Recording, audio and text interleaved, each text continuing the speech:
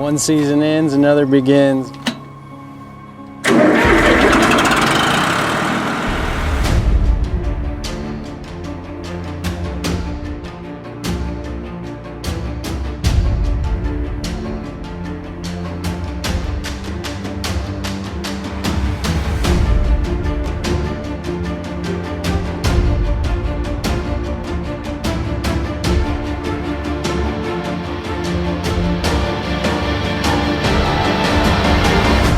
We are super pumped. We've got our beans in the ground. We've got our non-typical fence up. We got our trophy rock out.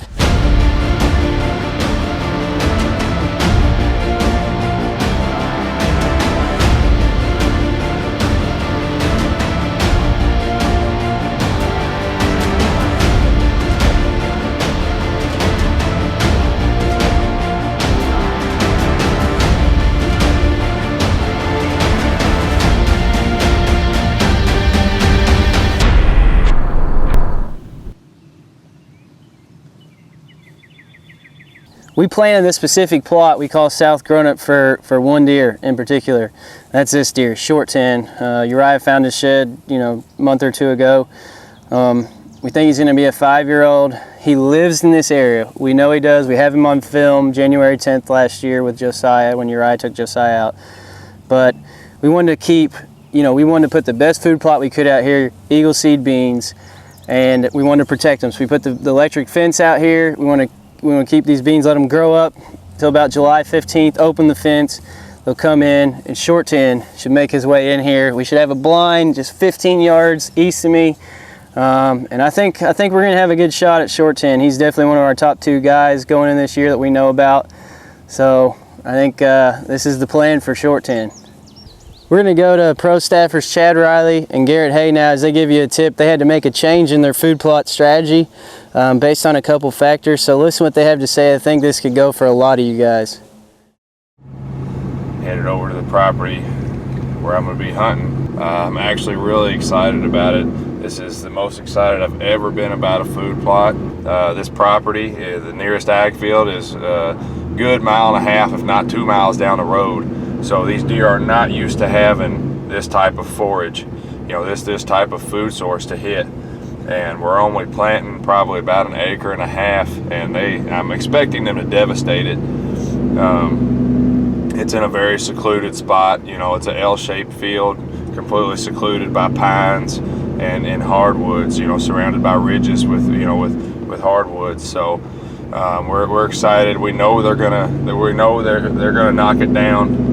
And we're prepared to come back late summer, early fall, and overseed it with Big and Beastie and Autumn Quick Plot from Frigid Forage. So, which we think that'll be just a devastating blend in the fall.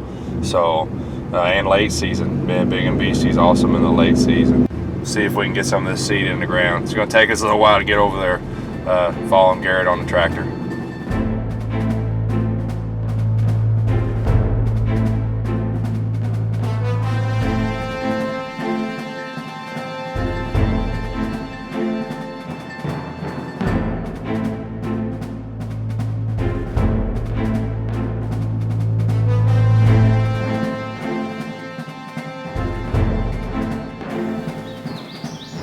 Guys, so about 5 hours into working, finished up getting the food plot, in the ground. Seed is in the ground, and we're standing here, and the small side of the L, my food plot is an L shaped. We're standing here on the small end of it, and we made a big decision once we were here to change up the plan a little bit. On the larger side, we have about 1.25 acres, and then we had over here about 1/4 acre plot that we thought we were going to do the mean bean, but after getting over here and thinking about it more and realizing there's just a lot more shade here and that it might not do as well. It's more secluded on this end. The deer are going to hit it harder. We decided, we had our Frigid Forage with us and decided to throw out the wild game buffet, to get the clover in here. And hopefully that will take the pressure off of the beans over there also. So we're real excited about that. That was a change of plans, while we were here. So that gave us something else to think about, something else to be excited about. So thanks for tuning in today. We really appreciate it.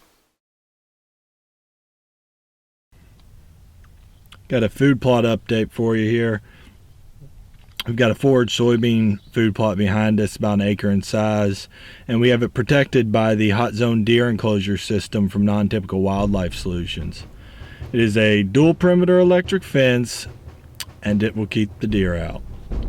And this type of fence, it works so well, and you can use it for anything. If you have a garden that you're getting too much browse pressure in, or an orchard, or I even know someone who used it around their vineyard, and it has eliminated the browse pressure from the deer. I planted a small little food plot on the far side of this one in the same type of beans, and it was about 15 pounds of beans, just a small little strip, and they haven't reached a quarter of the size of the beans compared to the beans that are inside the fence. So that is a true testament to that product. Now we want this plot to produce pods. That's the whole reason why we've protected it. If we didn't have it protected, it would stay browsed down so low to where all it's going to do is be a food source during the summer until the leaves go brown and there ain't going to be no pods in it. We want that late season food. That late season food is so important, not only for hunting, but it's important for the overall health of your deer herd. When you have a late winter, the deer are starting to run out of their calorie reserves, and when that late winter hits in, say, like March, it can really hurt your deer herd and kill quite a few of them. So we like to provide as much late season food as possible. Now with this particular fence, it's very simple to set up. I had a little experience setting up a fence already before I set up this field, and it took me about 3.5 hours, just under 4 hours, to set this 1 acre plot up by myself. So it's really simple. A couple tips was setting it up right along this line here, heading south to my left. It is on the lower part of this valley. This is a small little valley all the way through this field, and we're on one side of the valley. And then in this part of this field, there's a lot of water runoff, so it's made some trenches. Now I had to, when I set up the post for the fence, I had to take the post and put them on top of the elevation changes. And I had to change the recommended spacing of 11 yards on some spots. And I had to add an extra post too as a result of that.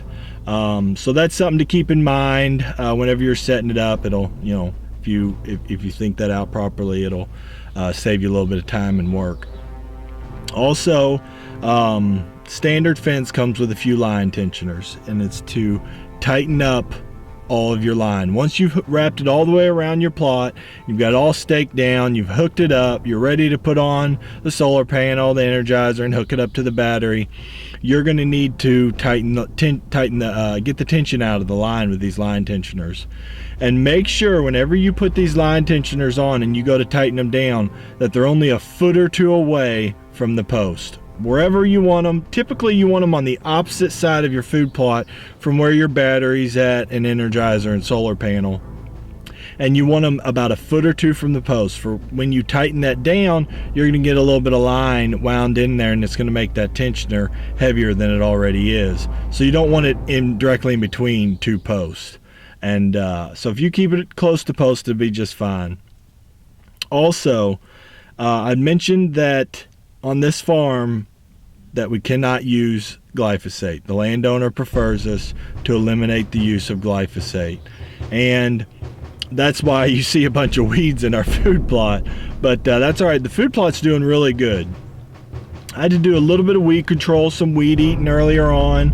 And under the fence, I've had to do a little bit of mowing around the outside. But one thing that we like to do when we're using the fence is once we've dished the food plot up, we're broadcasting it. We stay off the edge of broadcasting that food plot of about 5 or 10 feet. That disc soil, we stay off the edge. We leave a gap there so we can come back and put the fence right in that gap that hasn't been planted, and that just native, weeds and grasses are going to grow up eventually in there.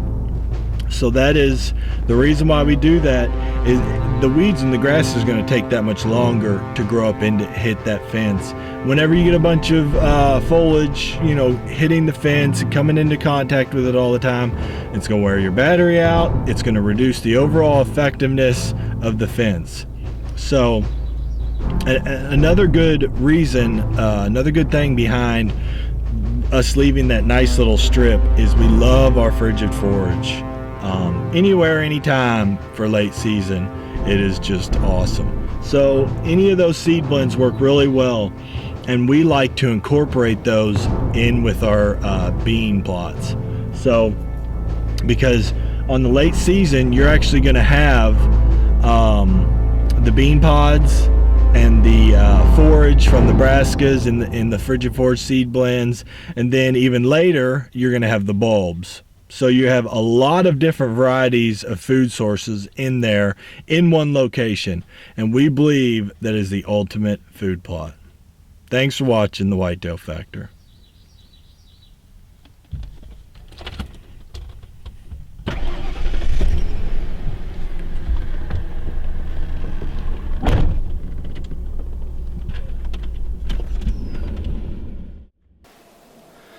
Alright guys, after about 4 hours of work, between disking,